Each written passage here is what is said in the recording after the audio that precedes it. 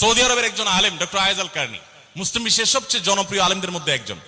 ওনার একটা বক্তব্য আমি শুনেছি, অত্যন্ত চমৎকার কথা বলেন এবং দারুণ দারুণ টিপস দিয়ে থাকেন। উনি বলেন যে একটা ইউনিভার্সিটি প্রোগ্রামে স্টুডেন্টদের সামনে উনি বলছিলেন যে আমি একবার একটা আইডিয়া দিয়েছি দাম্পত্য জীবনের সুখ শান্তির জন্য।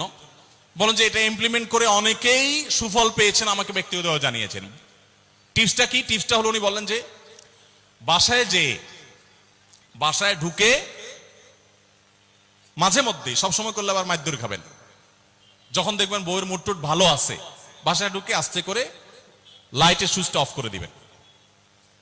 তখন বলবে কি ব্যাপার, লাইট বন্ধ করলা কেন?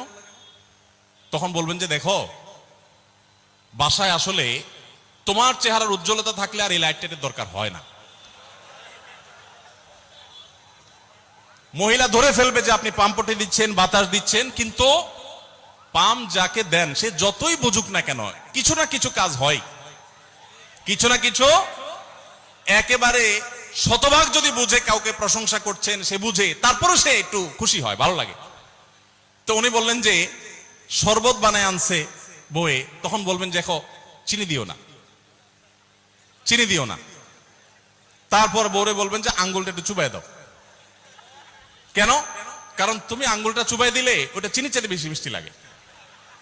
এই যে কথাগুলো, এই কথাগুলো আসলে সত্য কথা না। তো এই টাইপের কথা স্বামী স্ত্রীর মধ্যে মিথ্যা হলেও সেটা কি আছে, জায়েজ আছে। ভাইরা আমার, এই জন্য দাম্পত্য জীবনে সুখ শান্তির জন্য একে অন্যকে ভালোবাসা, প্রশংসা করতে জানা, বিশেষ করে স্বীকৃতি দিতে জানা, ভালো গুণগুলোর কথা বলা, এটা হারিয়ে গেছে। অনেকে মনে করে যে না, ভালো গুণ বললে মাথায় উঠবে, এটা ভুল।